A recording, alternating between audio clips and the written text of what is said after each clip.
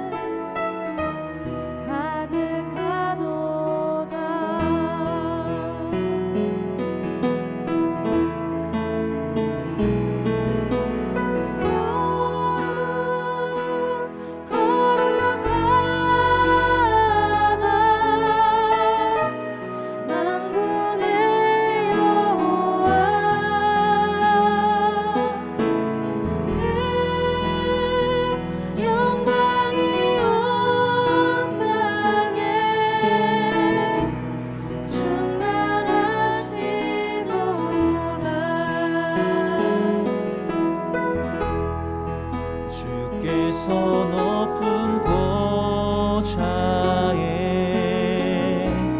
앉으셨는데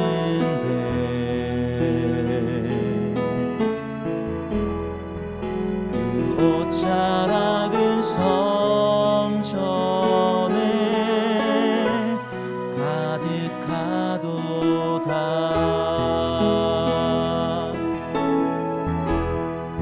천사들이 모여서 서로 장하하여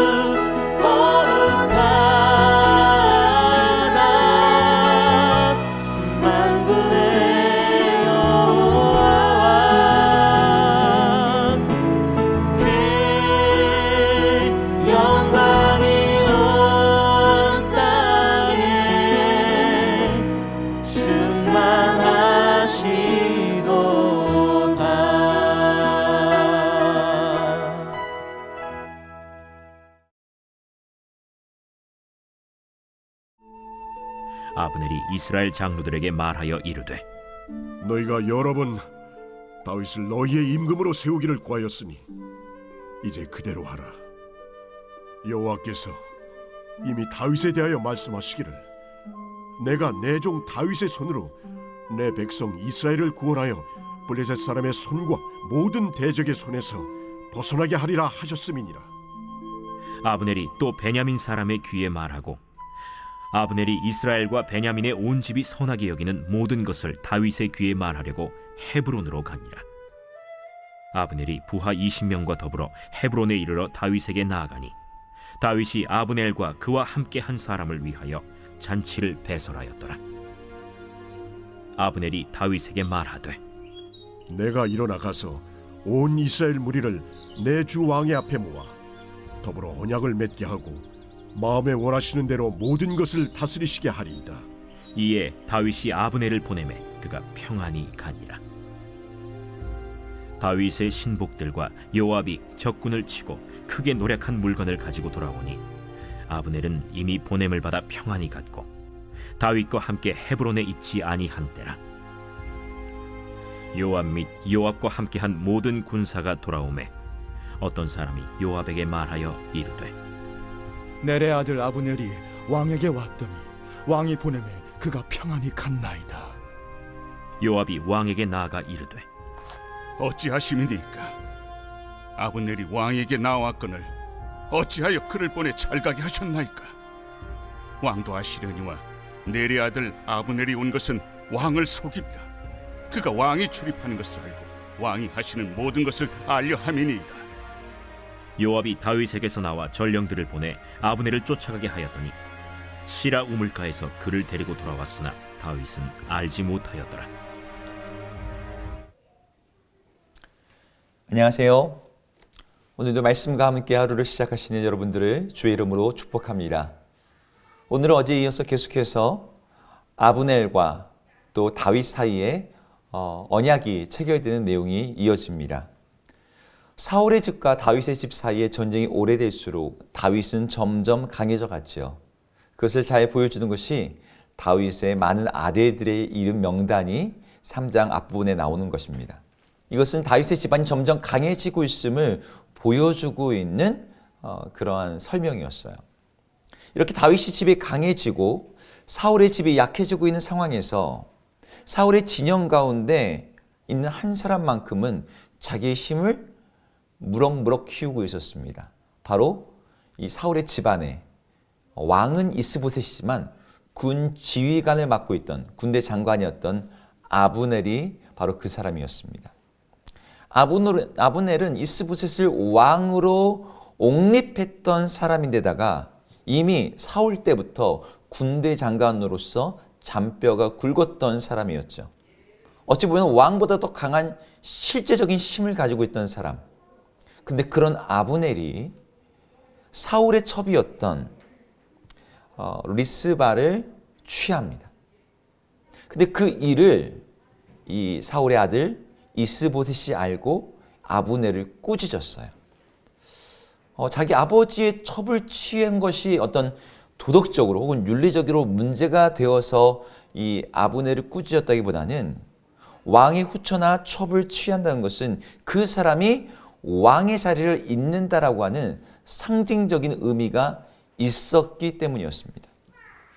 이에 대해서 이러한 이스보셋의 지적에 대해서 아브넬은 오히려 분노하죠. 내가 비록 사울의 군대 장관이고 그리고 내가 당신을 왕으로 세웠는데 나에게서 어떤 반역의 징후라든지 그렇게 본다는 것 자체에 대해서 아브넬은 굉장히 자신의 명예가 실추되었다라고 생각했던 것 같습니다. 그래서 내가 당신을 왕으로 세웠지만 이제 하나님께서 말씀하신 대로 다윗이 왕이 되게 하는 그 일에 내가 나의 삶을 쓰겠다라고 그렇게 이제 큰 소리를 칩니다. 이런 상황에서 아브넬이 다윗에게 전령을 보내서 이제 평화의 조약을 맺자고 해요. 아브넬은 그 모든 일에 있어서 여러 이스라엘 지파를 다니면서 그들을 설득하고 심지어 사울을 왕으로 낸 베냐민 지파까지도 설득을 해서 회담장에 딱 나서게 됩니다. 이제 이 아브넬로 인해서 분열되어 있고 두 명의 왕이 세워져 있는 이러한 이상한 상황을 이제 아브넬이 평화롭게 한 나라로 통합하고 또 이 하나님의 나라를 회복하는 일에 쓰임 받는 것처럼 보입니다. 근데 그 일에 반대했던 한 사람이 있었어요. 바로 요압이었습니다. 요압은 다윗 편에서의 군대 장관이었죠. 이미 아브넬과 오랜 어떤 적대 관계 속에 있었고 사울이 다윗을 추격할 때 아브넬이 이 사울의 군대 장관이었던 것과 비교해서 이 도망자의 입장에서 요압은 아브넬과의 악연이 있었습니다. 게다가 이 아브넬이 요압의 동생 아사엘을 죽였으니 이 개인적인 관계에서도 원수지간이었죠.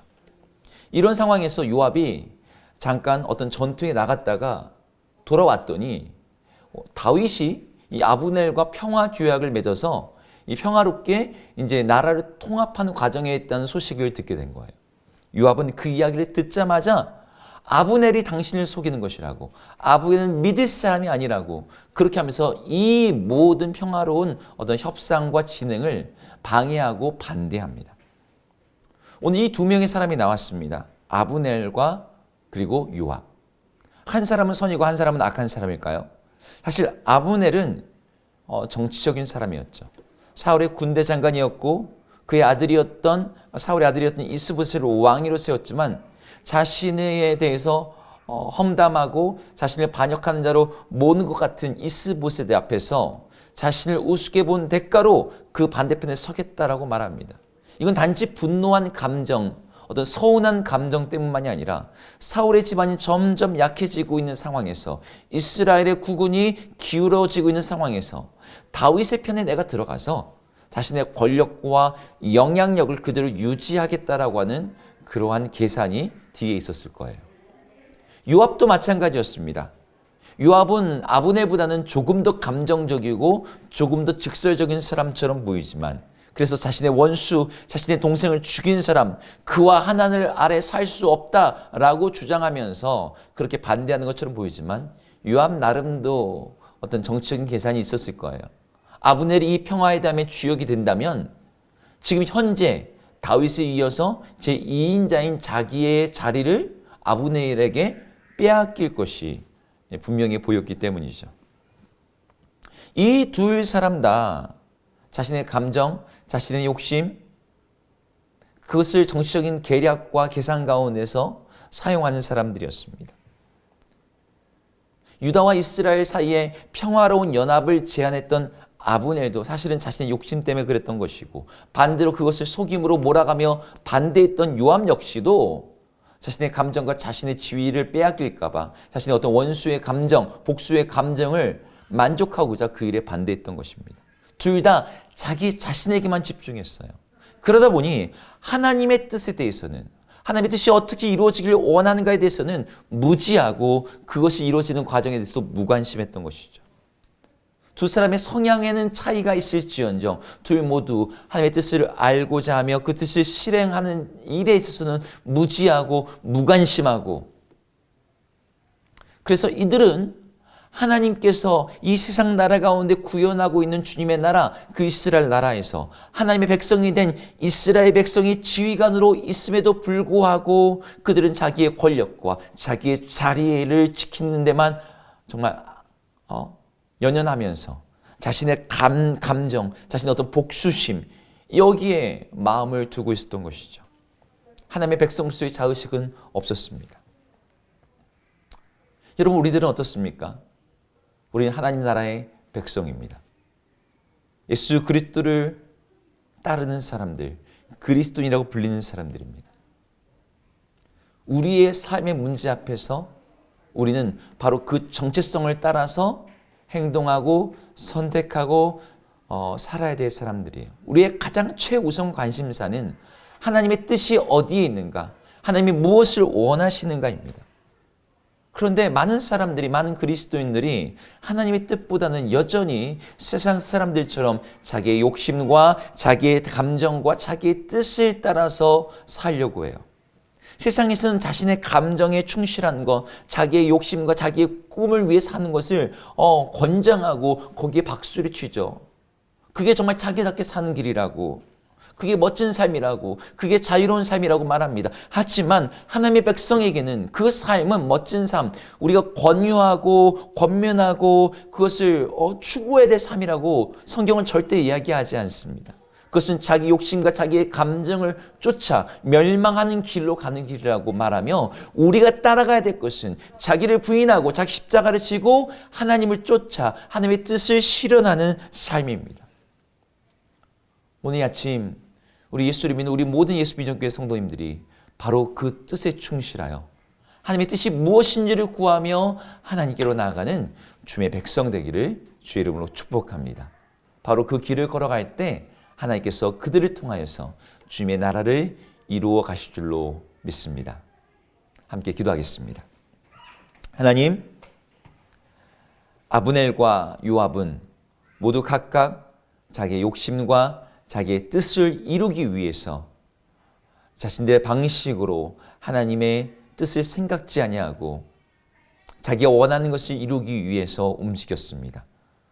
하나님의 나라, 하나님의 뜻, 하나님의 마음에 대해서 무관심했던 그들은 하나님과 상관없이 자기의 감정과 자기의 욕심에 충실한 삶을 살고자 합니다. 하나님, 혹시 우리들 가운데도 그런 모습이 있지는 않습니까? 하나님의 뜻 아랑곳하지 아니하고 하나님의 뜻에 무관한 채 오직 나의 감정과 나의 생각에 충실한 삶을 살고자 하는 그런 모습이 우리 가운데 있다면 하나님, 우리를 불쌍히 여겨주시고 우리를 이 무지에서, 이 무관심에서 일깨워 주셔서 우리가 하나님의 나라와 그분의 뜻을 위하여 사는 존재임을 다시 한번 깨닫고 주님 앞에 다시 서는 저희들 되게 하여 주시옵소서. 예수님의 이름으로 기도드립니다. 아멘. 함께 주기도문 하시겠습니다.